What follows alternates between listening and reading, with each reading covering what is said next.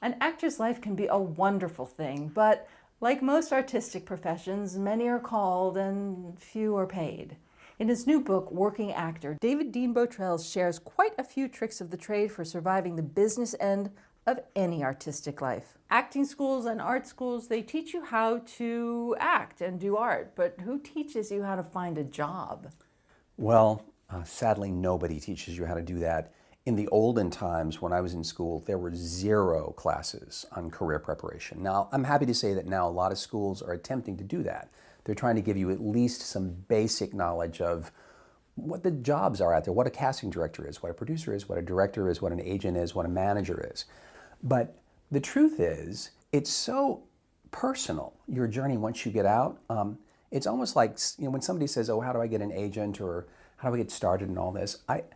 I think, well, I could tell you my story. I can tell you how it happened for me, but it's the same thing as sort of saying, like, how did you find your husband or wife? Bottrell is best known for his work as Lincoln Myers on Boston Legal, but he's also a writer, teacher, and a producer, and his book has advice that applies across the artistic spectrum. Listen. Listening is big. As an actor and as an artist and as a human being, listen.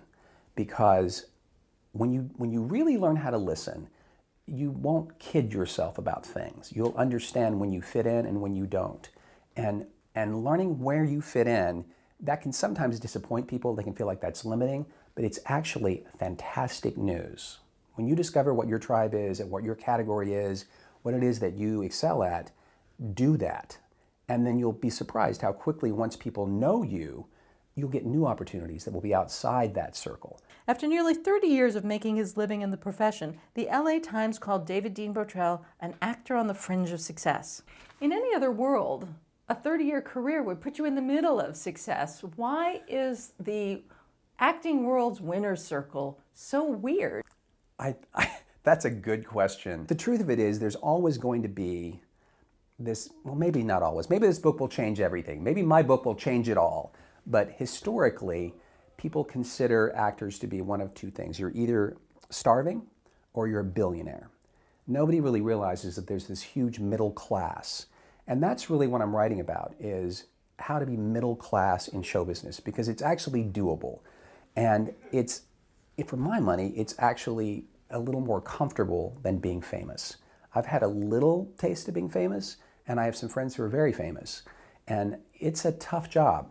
It's tougher than people think it is. But if you're middle class, you really only have one objective, which is to just keep working and keep yourself artistically alive and stay interested in the work and stay employed.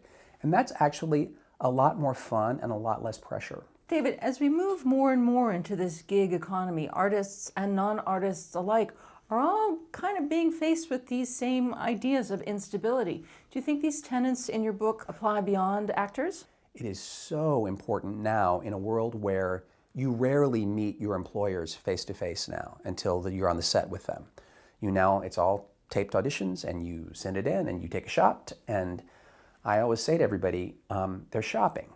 And everybody's rushed, everybody's budgets are smaller than they used to be, schedules are shorter than they used to be. And so when they look at auditions, they have one question, which is, can I hire this person now immediately?